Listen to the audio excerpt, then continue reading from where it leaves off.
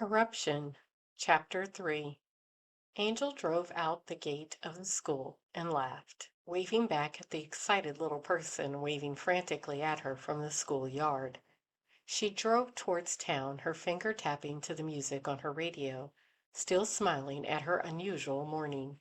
It seemed since she became a foster parent she had participated in some activities that were completely out of character, like getting up early to visit her part-time foster child Violet Edmonds' science contest entry at Sinclair Academy and chatting with other parents over donuts and coffee. Violet had been the victim of an assault on the school grounds a little over a year earlier, and Angel had found her attacker, the result being she was abandoned by the woman claiming to be her mother, Brandy Smith. The school social worker, at the behest of Mrs. Ella Sinclair, the founder, petitioned Child Services that Violet be allowed to live at the school during the week and spend part-time with Angel and her parents during the weekends and holidays. So there was Angel, her mom, and her dad at 8:30 a.m. cheering Violet on to her second place win like all the other proud family members. Angel smiled, remembering Violet's beaming face when they all walked in. She didn't know what made Violet prouder, that she had a family or that her project on controlling soil erosion was highly praised. Angel was so proud of the way Violet had overcome the horrific experience and the subsequent abandonment. With a little support, Violet had become more confident and actually began doing quite well in school. The nightmares came less frequent, and she was better able to venture into new things and meet new people instead of shying away. The early morning mist that began her day had lifted, and Angel began reviewing her caseload as she drove. She was busy, but not exceptionally so. She had sent in a follow-up report on the divorce case she had just completed, and Ella had some background investigations she wanted done, but those were easy enough to get through. It had been a week since Christopher Roland returned, but obviously the case he caught was pretty serious. Angel had not seen nor heard from him. It didn't particularly alarm her. That was the life of a cop. She decided to stop for some protein to counteract the donuts and coffee served at the school. Exiting Country Club Parkway, she found a coffee shop and was just about to walk inside when her phone rang. Angel, Angelica Dale, a voice said abruptly. Yes, speaking. How can I help you? My name is Clark Kincaid, attorney. I need you to meet me at my office in an hour. Taking the details down, Angel confirmed she would attend his office in an hour and disconnected the call. She chuckled slightly at Kincaid's brusque manner. Not once did he doubt her compliance. He clearly was used to getting what he wanted. She made her way downtown and parking under a shady tree, she finished her Italian wrap, drank her green tea, and checked the mirror. Thankfully, her mother had insisted she dress in slacks for her visit to the school this morning. Paired with her dark blue button-up shirt and black jacket, it ensured she didn't have to change before meeting a potential client. Grabbing her bag and cell phone, she walked to the front door of the offices of Kincaid Law Group. The law offices owned and occupied the entire building, set not in the modern part of downtown Fillmore, but the older historic area. Buildings in that area were made with brick and mortar, not the glass and metal that was beginning to pervade the expanding downtown area. It seemed lately that building and expansion in Fillmore was always in flux. There were die-hard residents who lived in the area for decades that were not keen on the changes that were occurring. It was the same old argument: lose the history that was the foundation of the area and its people, or impede progress, and the entire area would die out. Successful new construction in the area seemed to find a way to satisfy both sides. Angel knew that is why one of her biggest clients, Mrs. Ella Sinclair, was leading the race in property holdings. Some tried to compete, but not many had her innate sense of balance of old and new. History versus the future. Angel entered the double doors and noted the modern furnishings that relied heavily on glass, polished chrome, and mirrors. She met the eye of the receptionist and made her way to the desk. I have an appointment with Mr. Clark Kincaid, she said. Checking the computer, the receptionist nodded. Mr. Kincaid is ready for you.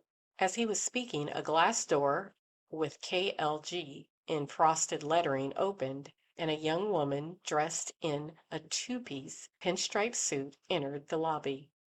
The short skirt was paired with a black button-up cambric shirt with a crisp collar.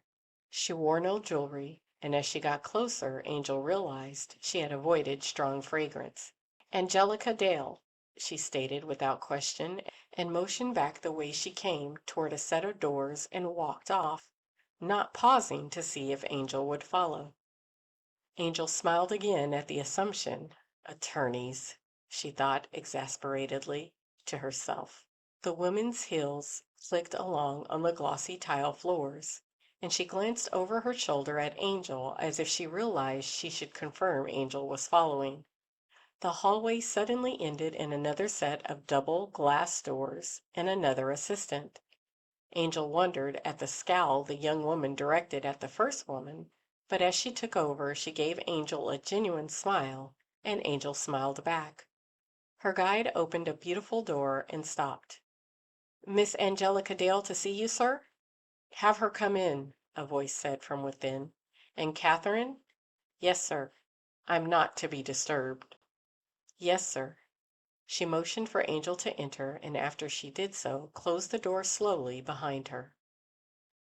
Angel stopped and examined the man behind the desk to see if he matched the particulars she discovered on the internet. It seemed that Clark Kincaid was well known in Fillmore and the surrounding areas. His law firm was involved in some of the most high-profile litigation in the county. He was a nice-looking man with light hair sprinkled with gray at the temples and sharp, piercing green eyes. When he stood up and pushed back from his desk, she saw he was well dressed in an expensive suit, the cut emphasizing his 6-foot height and athletic build, and the jacket hung on a coat rack in the corner. Angel sat in the chair he indicated, placed her hands in her lap, and waited. Clark Kincaid sat down across from her and didn't even hesitate. "Clark Kincaid." His eyes squinted at her as if he were trying to remember something. "I believe we've met." Angel nodded. "I believe so." She had met Clark briefly at a gala for Sinclair Academy a couple of years ago. She stared back at Clark, and a ghost of a smile formed on his lips. "I asked you to dance, and you turned me down," he stated without feeling. "I believe so," Angel replied, not bothering to give an explanation. Clark Kincaid's smile became wider. He briefly shook his head and continued. "The reason I've asked you here is because I've come across a little problem with my son Joshua." "What kind of problem?" Clark sighed heavily. Angel imagined if he were a temperamental man, he would have run his fingers through his hair, but he was too in control to mess with his coiffure. "Look, my son has had some problems lately. It started with not following instructions at home and skipping his homework. Nothing out of the ordinary for a 15-year-old boy. But then he got caught skipping school. It seems he's been hanging out with some older boys who have nothing better to do than to skip school and commit crimes." Since I'm not a truant officer, I assume I am here because of these crimes?" "Yes." Clark's demeanor changed to something different. "Was it sadness or fear?" Angel waited silently for him to speak. "My son came home at 2 a.m. a week ago. He was in a state. He was wheezing, he has asthma, shaking, and throwing up. I thought he had gotten into some alcohol, but he was stone cold sober." Angel sat forward in her chair. "What had occurred?" "Apparently his friends had convinced him to take part in a burglary. Upon entering the home, they separated. Each had their own part of the house to search. When he entered a room on the second floor, he noticed a bad smell, shined a light into the room, and discovered a deceased male sitting in a chair." Angel's mouth dropped open a bit.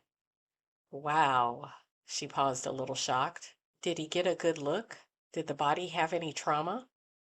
"He said it was just staring back at him from the chair with its mouth open. His skin was a weird color." Clark got a little more emotional. "He said, 'It was awful, Dad. It was awful.'" What did he do? He probably got right out of there. What did his friends say? Oh, yeah, he got right out of there. He didn't tell his friends. He paused, thought a minute, and then continued. When I say he got right out of there, I mean he got out of there after grabbing a case that was sitting at the feet of the body.